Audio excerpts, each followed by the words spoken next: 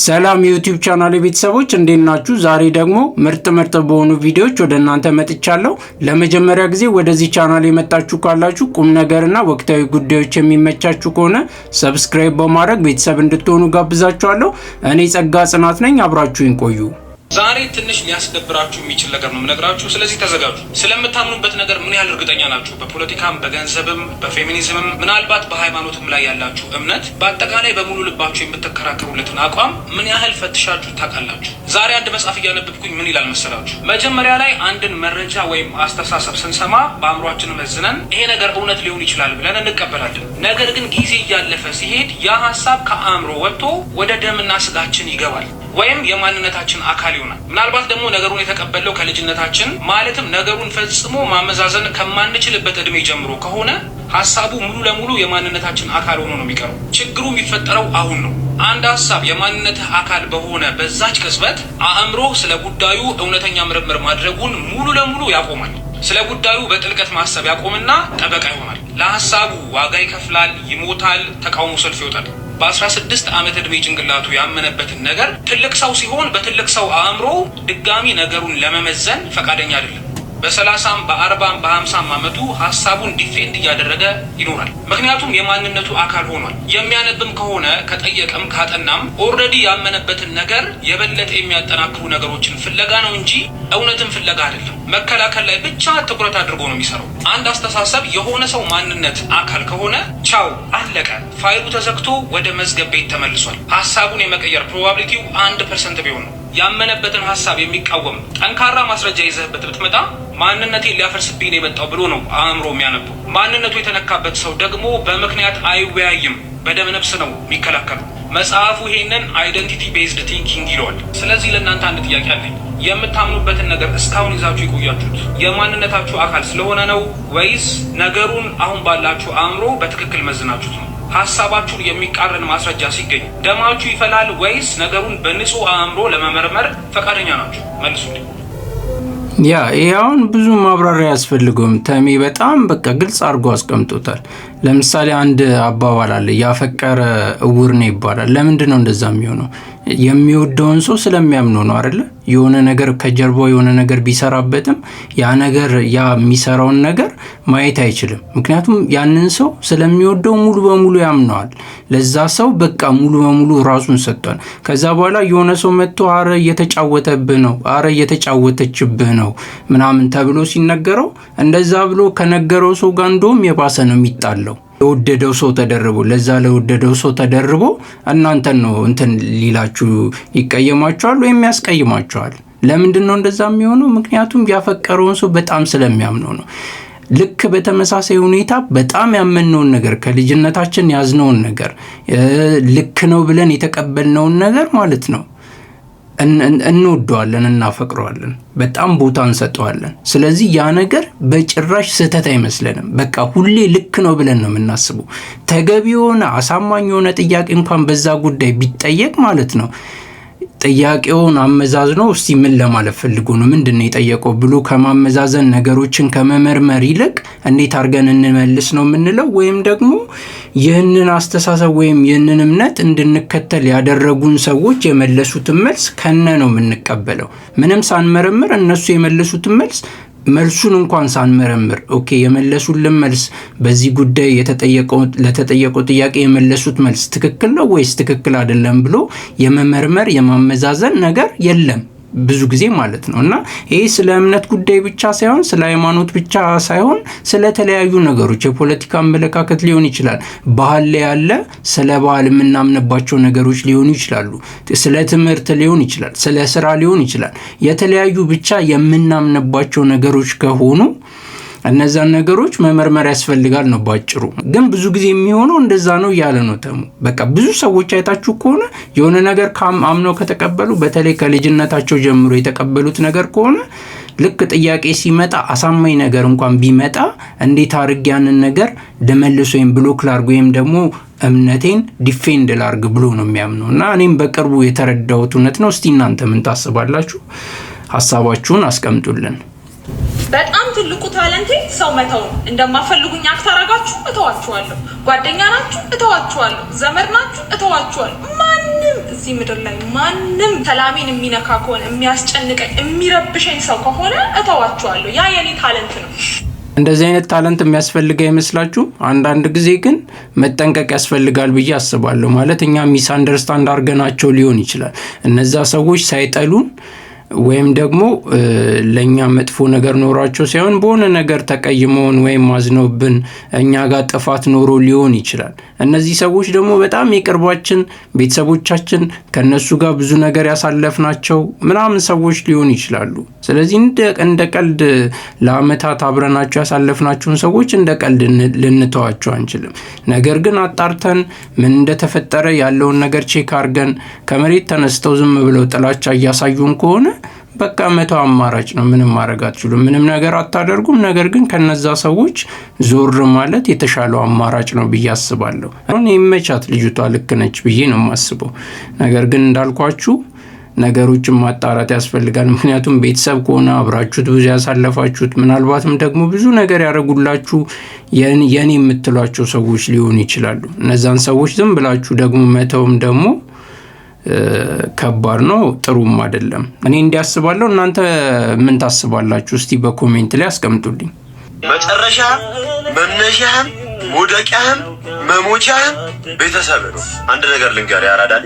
ሲኖረ ጓደኛ ጋር ወጥተህ ሲኖረ ፍቅረኛሽ ጋር ሲኖረ ፍቅረኛ ጋር ወጥተህ ሄደህ አመድ እያረክ ትመጣና ብር ኪስ ባዶ ሲሆን የፈረደባት እናት አለች። በቤት ውስጥ ያለውን ድስት ጠርገህ ትበላለህ። እኔ አባት እኔ የሚያዋጣ አድርገህ ቤተሰብ ነው። ቦታውን አይለቅም ያራዳል። ሲኖረን ማለት ነው ከኔን ጭምር እኮ ሲኖረን ያዙኝ ልቀቁኝ እንላለን። ቀጣሪው ብዙ ነው፣ ምኞት ብዙ ነው፣ ምናጠፈው ብዙ ነው፣ መብላት ነው መጠጣት ነው። እስቲ ቤት ውስጥ የሆነ ብር እንጠየቅ ነው ወይ የለኝም እንላለን። እና ያራዳ ልጅ ምን ትፈልጊ ነው? የሆነ ነገር ብትሆን ሮጦ ጓደኛ እንደማይደርስልህ ልንገርህ። የሆነ ነገር ብትሆን ያበላችሁ ያጠጣችሁ ሰዎች ሮጦ እንደማይደርሱ ልንገርህ።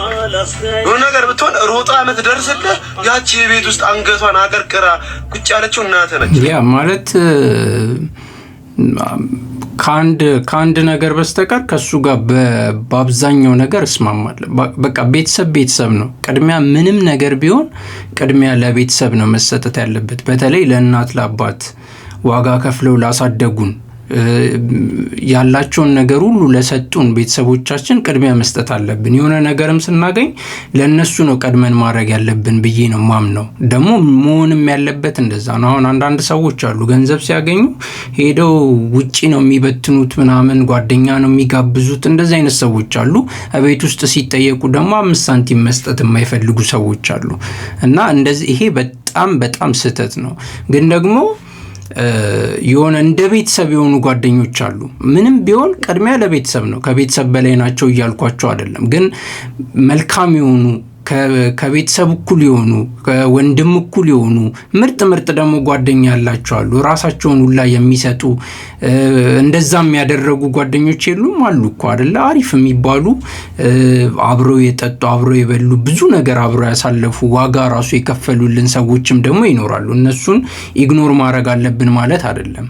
ግን ቅድሚያ የምንሰጠው ለቤተሰብ ነው። ከዛ በኋላ ደግሞ በጣም ቦታ ለምንሰጣቸው እነሱም ደግሞ ዋጋ ለሚከፍሉልን ጓደኛ ማለት እንደዛ ስለሆነ እነሱንም ኢግኖር እናረጋቸዋለን ማለት ሳይሆን ቤተሰብን ግን መተው የለብንም ነው። ቅድሚያ መስጠት ያለብን ለቤተሰብ ነው። ምንም ቢሆን ቤተሰብ ነው። ከዛ በኋላ ለቤተሰብ ካረግን ማድረግ ያለብንን ነገር ካረግን በኋላ ደግሞ እነዚህንም ሰዎች ኢግኖር ሳናረግ ማድረግ ያለብንን ነገር እናደርጋለን ማለት ነው። እና ባላንስ ማድረግ ያስፈልጋል። ቅድሚያ ለቤተሰብ መስጠት ያስፈልጋል ብዬ አስባለሁ። እኔም እንደዛ ነው የማምነው። አንድ ነገር ልንገራችሁ። ከቤታችሁ የሆነ ጉዳይ ኖሯችሁ ትወጡና ከባድ ዝናብ ይጥላል። ያንን ከባድ ዝናብ ተጠልላችሁ ታሳልፉና ስትወጡ ግን አስፋልቱ ላይ መሻገር ያለባችሁ አስፋልት ላይ ከባድ ጎርፍ ኖሮ ታያላችሁ። ለመሻገር ትሞክራላችሁ፣ አቅጣጫ ትፈልጋላችሁ። ወደዚህ ወደዛ ስታዩ አንድ ቦታ ላይ ጣል ያሉ እልፍ ብሎ የተጣሉ ድንጋዮች ታዩና ወደ እነሱ ታመራላችሁ። ውሃ ውስጥ ላለመውደቅ፣ ውሃው እንዳይነካችሁ ላለመንሸራተት እየጣራችሁ ከአንዱ ድንጋይ ወደ አንዱ ድንጋይ ዘለል እያላችሁ እየተራመዳችሁ እየሄዳችሁ ነው። መሀከል ላይ ስትደርሱ የሆነ ቦታ ላይ ጎርፉ ጭራሽ እየጨመረ ነው። ድንጋይ የለም። ቀጣይ መርገጥ ያለባችሁ ድንጋይ የለም። ከዛ ግራ ይገባችኋል። ጎርፍ ወስዶት ነው ከልሎት ነው ሰው አንስቶት ነው አታውቁም። ብቻ አይ ጎርፉም ከፍ ስላለ ወደ ኋላ ለመለስ ብላችሁ ፊታችሁን ዞር ስታደርጉ ቀድማችሁ ረግጣችሁ የመጣችሁት ድንጋይ ላይ ሌላ ሰው ቆሟል። ከዛም በኋላ ሌላ ሰው፣ ከዛም ቀጥሎ ሌላ ሰው። ለካ እናንተን ተከትለው ሊሻገሩ የፈለጉ ሰዎች መጥተዋል። እናም ወደ ኋላ ስትመለሱ እና ስትመለከቱ ሂዱ እንጂ ይሏችኋል።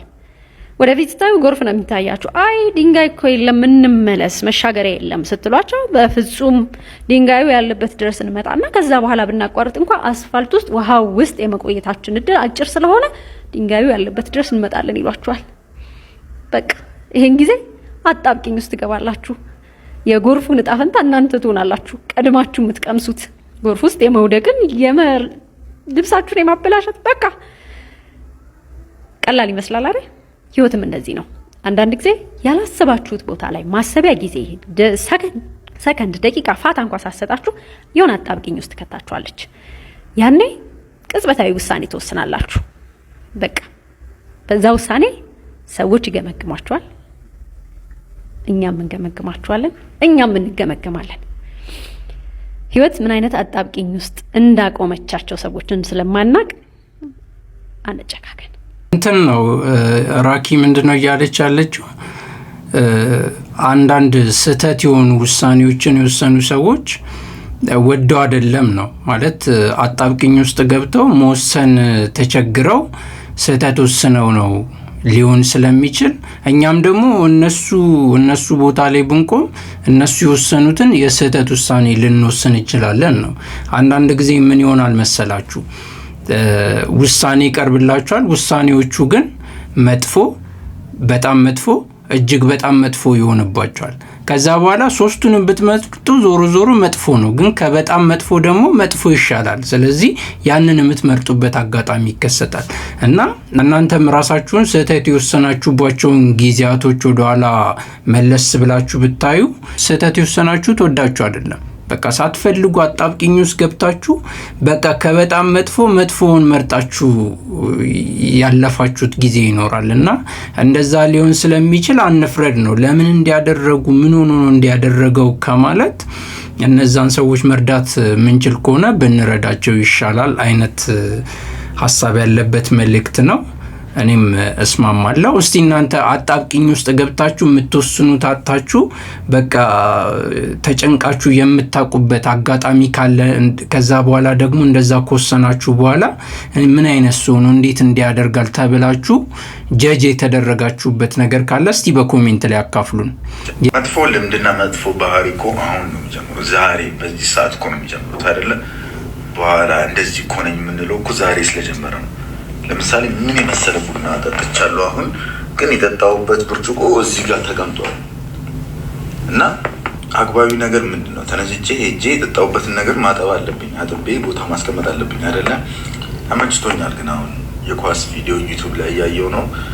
ሰውነቴ ተመችቶታል፣ መነሳት አልፈልግም። ግን አግባቢ ነገር ምንድነው? ራሳችሁን ያያችኋል፣ እንደዚህ መያዝ አለባችሁ። አግባቢ ነገር ምንድነው? ተነስቼ በቀይ ማለት መጥፎ ነገር እንደዚህ ሌዚነት ወይም በቃ እንደዚህ በቃ ምንም ነገር አይዛችሁ ራሳችሁን ያዝ ማድረግ አለባችሁ። እንደዚህ ማለት ይሄን ያልቀላል ነው። አሁን እጄ የፈለጉትን ማድረግ እችላለሁ ማለት ነው። የሚሰራውን ስራ መስራት ያለብኝ ስራ አልቻለሁ። አሁን የፈለጉትን ለምን ቪዲዮ ላይ ምሳሌ ነው። ግን ስራውን ሰውነታችሁ ሁሌ ይነግራችኋል። መሰራት ያለበትን ነገር ሰውነታችሁ ያውቃል። አርጉት ሲላችሁ ቶሎ ብላችሁ አታስቡት። እንደዚህ ነው። እኔ እንደዚህ ያደረኩ ነው ከመጥፎ ባህሪ ምናምን ራሴ ነው። የሚገርም መልእክትን ያስተላልፈው ማለት የብዙዎቻችን ችግር ነው። እኔም ላይ የማየው ችግር ነው። አሁን እዚህ ጋር ያሳየው ኤግዛምፕል ደስ የሚል ነው። ቡናውን እየጠጣ ነበር። ቡናውን ከጠጣ ከጨረሰ በኋላ ውስጡ የሚያስበው ደስ የሚለው ነገር ምንድነው? በቃ ተኝቶ ፊልሙን ማየት ነው። ግን ደግሞ እቃውን ማጠብ ደግሞ ትክክለኛው ነገር ነው አይደለ? እቃውን ካጠበ በኋላ ነው ያንን ነገር ማድረግ ያለበት። እና ልማዶችም የሚጀምሩት መጥፎ ልማዶች ዝም ብለው ከመሬት ተነስተው ሳይሆን የሆነ ሰዓት ላይ ደጋግመን ያደረግናቸው ነው። አሁን ዛሬ እንደዚህ ያደረገ ነገም ይደግመዋል፣ ከነገ ወዲያም ይደግመዋል። ከዛ ያ ነገር ልማድ ይሆንና ለመተው ይቸገራል ነው። ስለዚህ አንዳንድ ነገሮች ውስጣችን ልማድ ሲሆኑብን ወይም ደግሞ በቃ ውስጣችን ባይዘው አንድ ነገር ልማድ ሲሆንባችሁ ላይክ ደማችሁ ውስጥ እንደገባ ያህል ያንን ነገር ማቆም በጣም ትቸገራላችሁ። ለምሳሌ እንደ ምሳሌ ብናነሳ ጧት መነሳት ልምድ ከሌላችሁና ጧት ማትነሱ ከሆነ ያ ነገር በተደጋጋሚ እናንተ ላይ አፕላይ ካደረጋችሁት ያ ነገር ልማድ ይሆናል። ከዛ ለመነሳት በጣም ትቸገራላችሁ አይደለ? በጣም በቃ ስቃይ ነው ከአልጋችሁ ለመነሳት ማለት ነው። እንደዛ ሲሆን በቃ በግድ ነው የምታስለምዱት ነው ያንን ነገር መተው የምትችሉት። በግድ ጨክናችሁ ብድግ ብላችሁ እየጨነቃችሁም ሰውነታችሁም ቢያላችሁም፣ በነገራችን ላይ ሰውነታችሁ ያንን ነገር አርጎ አይላችሁም።